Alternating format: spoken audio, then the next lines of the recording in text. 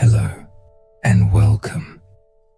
Thank you for joining us here in the quiet hours of the night. If you're listening now, you're likely searching for a little stillness, a pause button for the rushing world outside. You're in a safe place. This is where we trade the noise of the day for the peaceful sound of a deeper mystery. Tonight's story is a quiet confession.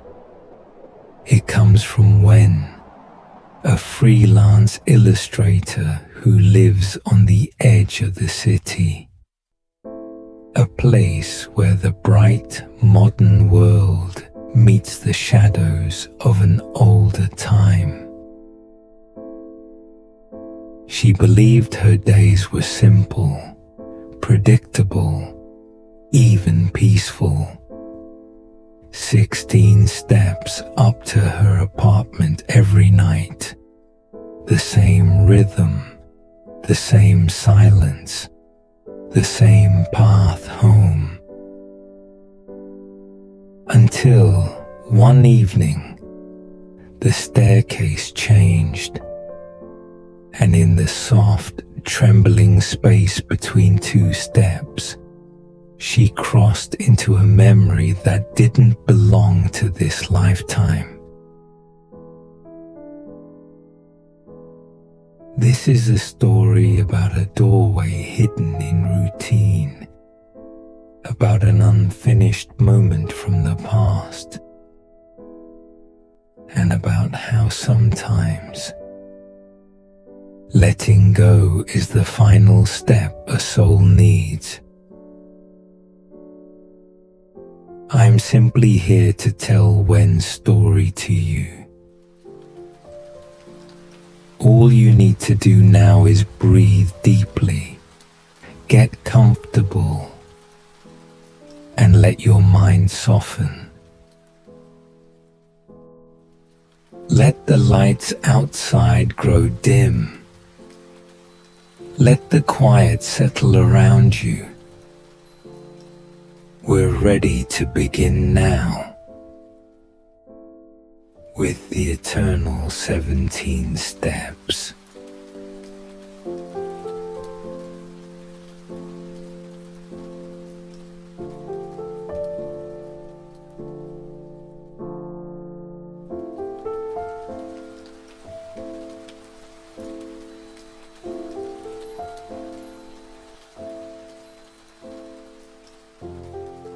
My name is Wen.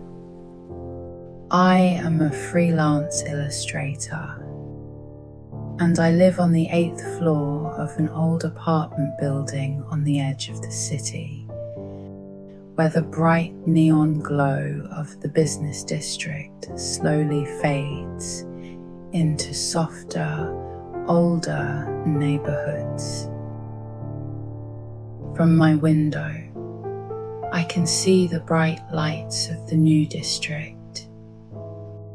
But when I turn around, my small room feels like a quiet piece of the past. I've always been drawn to that contrast. It reminds me that while the world rushes forward, some places stay still. After 8 at night, the building becomes almost silent. Sometimes I hear a TV from another apartment, but the sound is soft, like it is coming through water. This kind of quiet feels different from modern silence. This building is truly ancient. The elevator groans like a wounded animal every time it attempts to move. So unless I'm carrying boxes or a heavy load of art supplies, most days I choose the stairs. From the 7th floor landing to my door, I know there are exactly 16 steps. I never counted them intentionally. They simply became a rhythm in my life. 16 taps of my shoes before I get home. 16 steps of hard, predictable cement. But one night, that perfect, reliable routine cracked.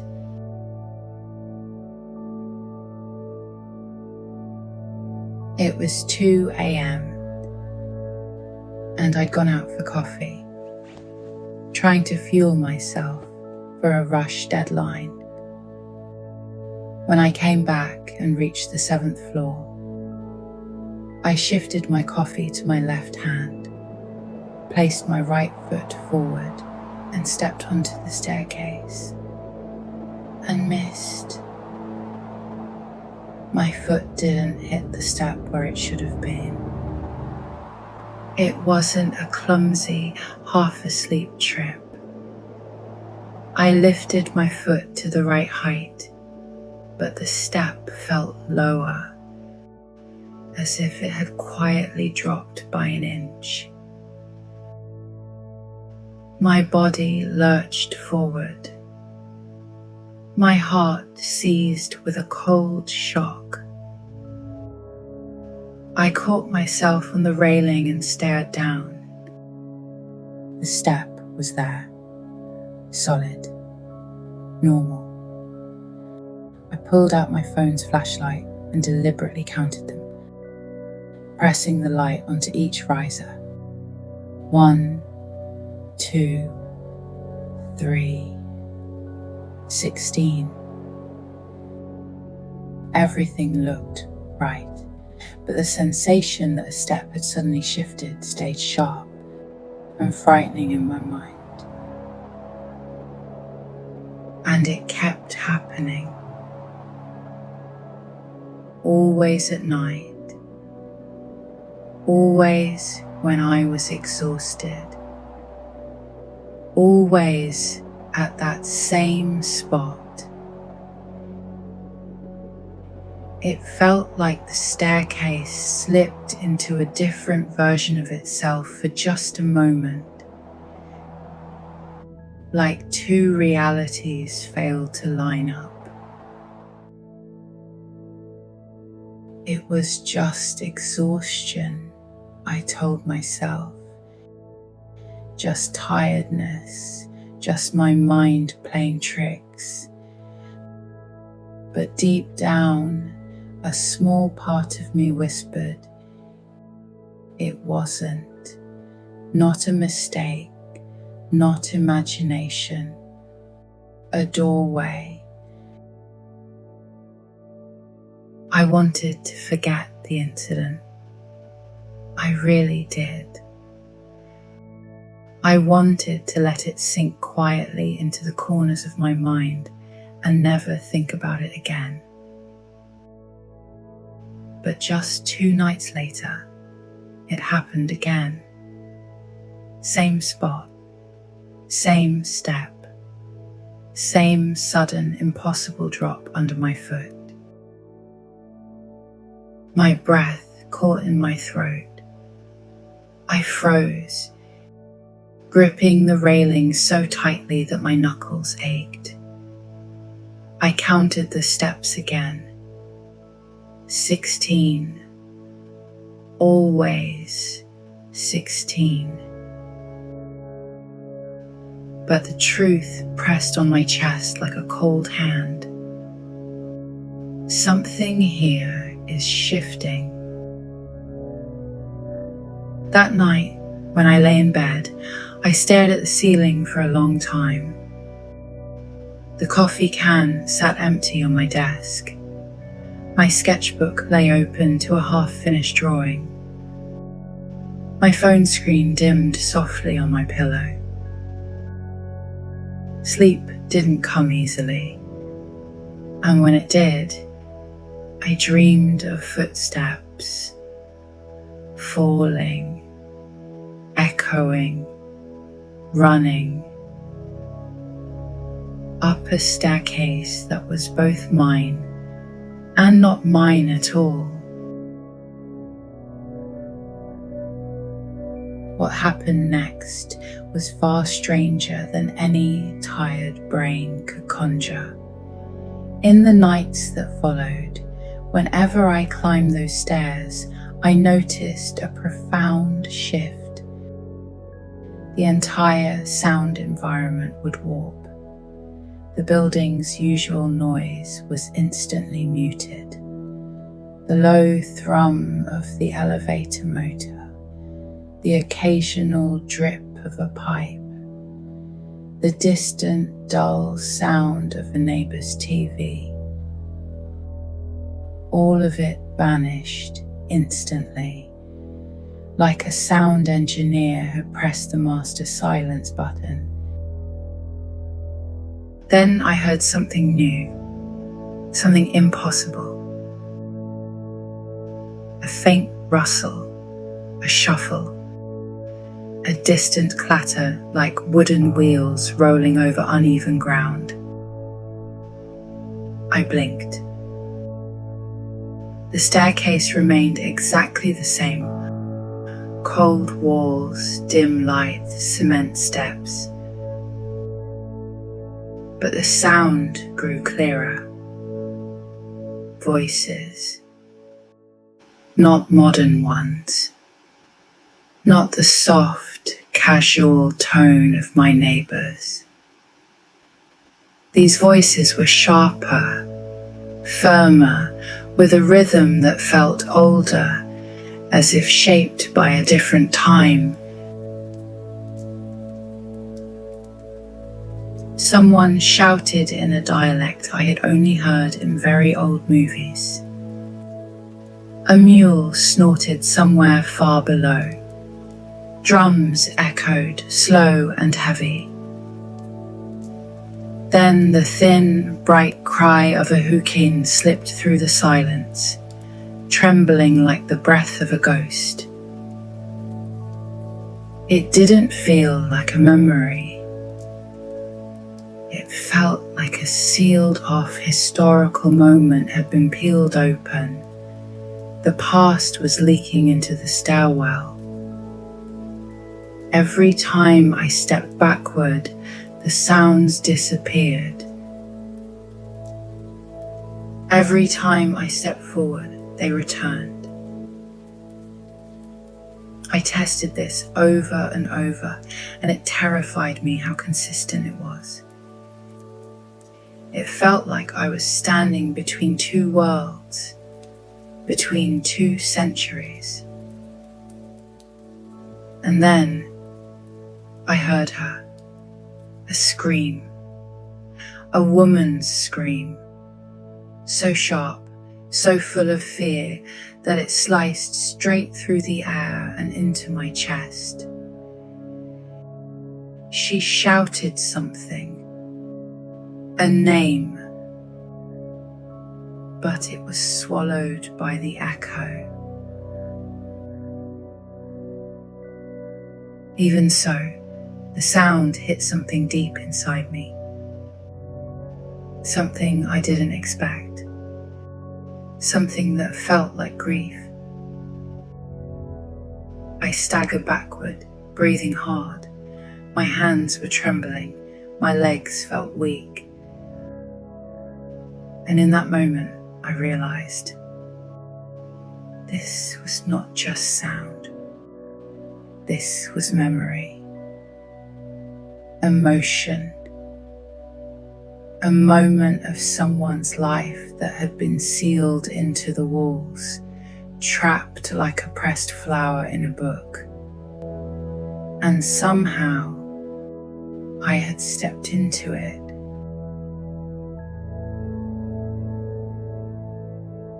The days that followed were slow and heavy. I tried to lose myself in work. I drank more tea than usual. I opened my window often, letting the wind cool my apartment. But no matter what I did, the memory of that scream lingered.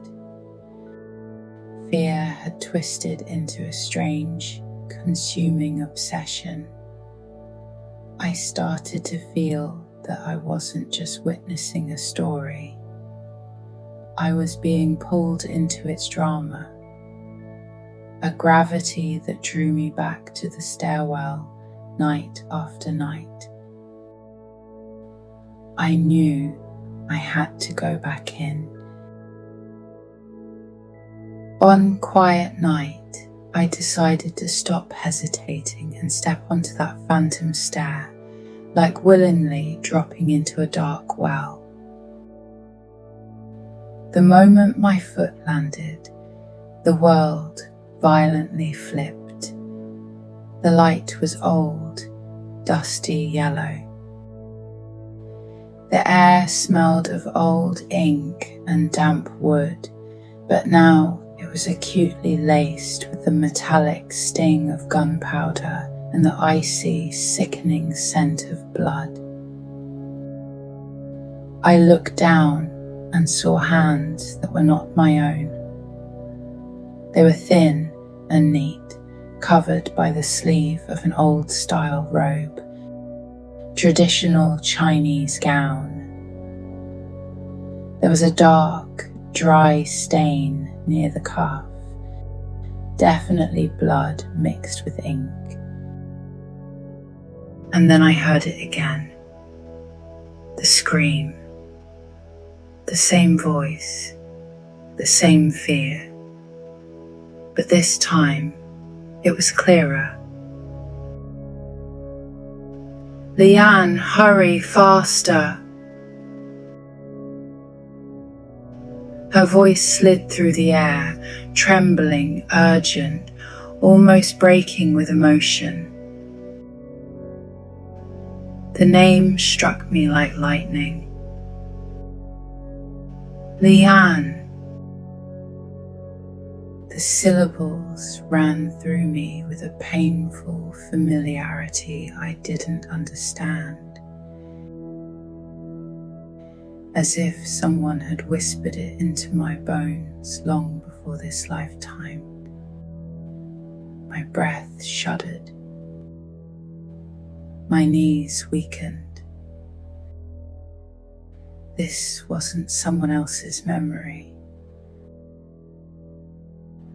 A memory from a time before the concrete walls of this building were ever poured. Before I could process the thought, my vision shifted. It didn't blur. It didn't darken. It simply folded like a page turning.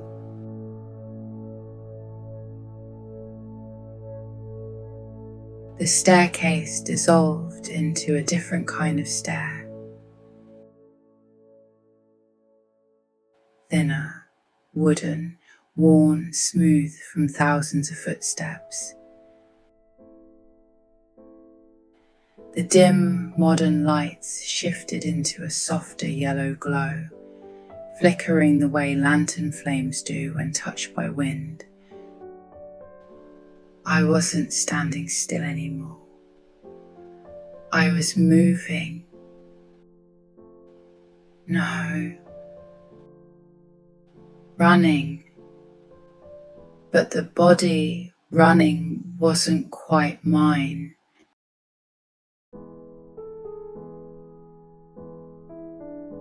My arms were narrower, the sleeves wider, brushing against my wrists like silk warmed by the sun. My lungs burned with each breath, not the burn of exercise, but the burn of fear. A cold, slicing burn, like the air itself was edged with ice. Footsteps thundered behind me, heavy, chasing, relentless. A sharp clang rang out, the unmistakable sound of metal striking stone. Someone shouted my name. not the woman from before, but a man, low and guttural. "Leanne, stop." The voice belonged to someone who wanted to catch me, someone who wanted to silence me. My legs kept moving on their own. The muscles remembered. They remembered what I had once done, long before my present consciousness returned to this world. My hand reached forward, touching the banister of the wooden staircase. The grain felt rough under my fingertips. Above me, I heard her calling my name. Her voice cracked on the last word. I kicked hard at the steps. I knew I was just one single step away. I kicked at the steps, pushing myself upward. And then, just as I reached the top, a freezing force slammed into my back. The vision shattered. I was violently ripped back to the present. I collapsed onto the floor, shaking so badly I could hardly breathe. I felt like I had been hauled out of an icy river. But the lingering emotion was the worst. I could feel Leanne's terror, his deep, crushing regret. And then, as quietly as a leaf drifting to the ground, a realization formed in my mind. Leanne wasn't running towards safety. He was running towards someone he cared about, someone who called his name like it was a lifeline, and he never reached her. He died, one step away. The sorrow that spread through my chest was so old, so deep, that it felt like standing in the shadow of a collapsed building. Not painful like a sharp cut, but heavy, like a weight that had been carried for far too long. A thought drifted across my mind, soft but certain. This feeling didn't come from him alone. It came from me, from who I had been.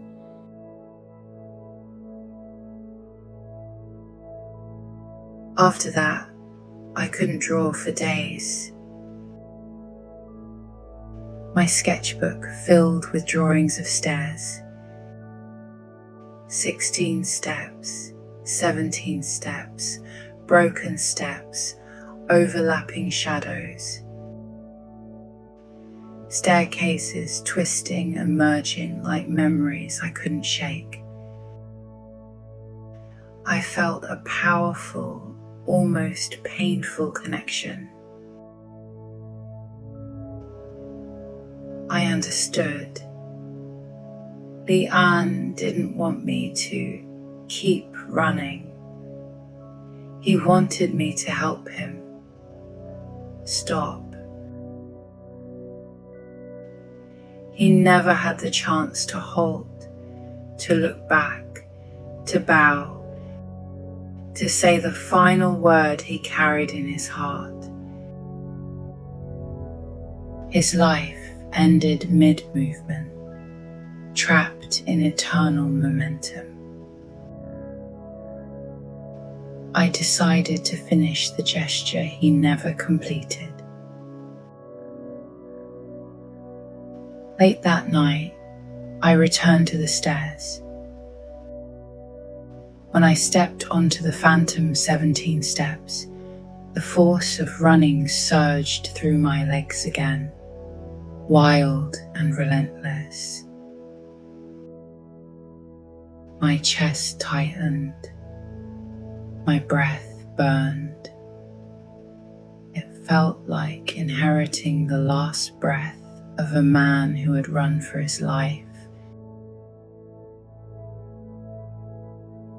The force was driving me toward the top landing. So, just as my body was pushed to its absolute limit, I used every muscle, every ounce of my will. I stopped.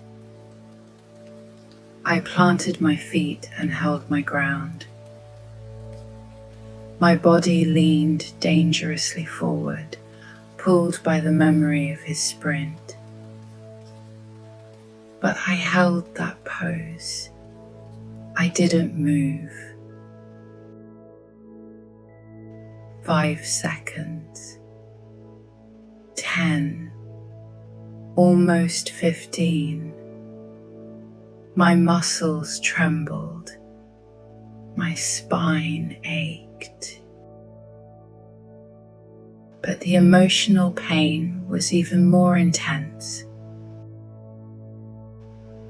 Leanne's regret, his helplessness, his terror, and his deep, profound apology. The longing to turn back and look one last time.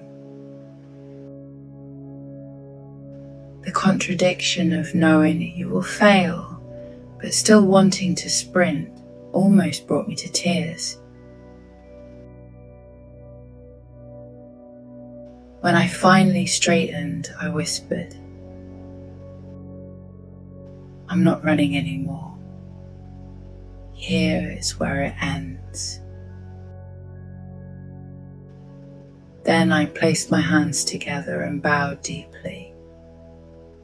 A simple gesture, a farewell he never had the chance to give. As I bowed, a soft sigh brushed past me, almost too faint to hear. Then the entire old world broke apart, a soundless shatter like dust collapsing in on itself. A wave of clean, cold air swept through me. Not wind. Release. The kind that comes when a soul finally lets go.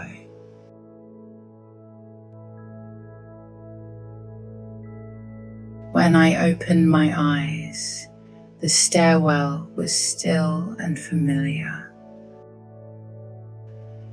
No yellow light, no wooden scent, no sound from another century.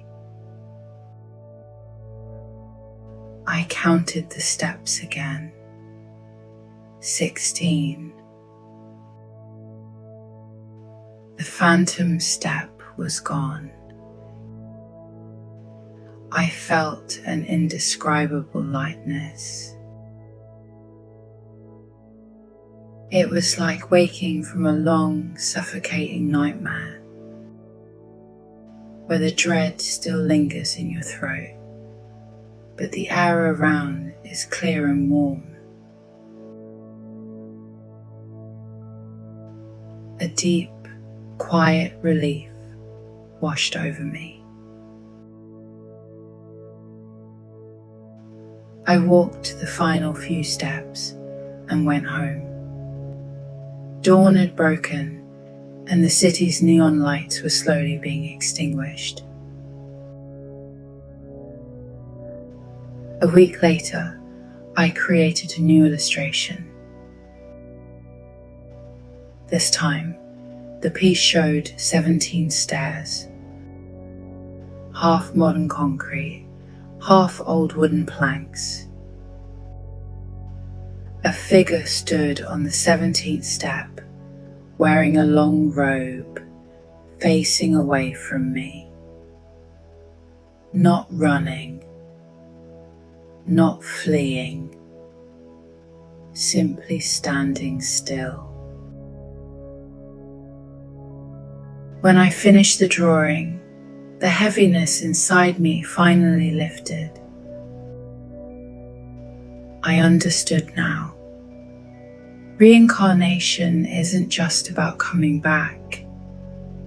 It is about the traces of emotion we carry.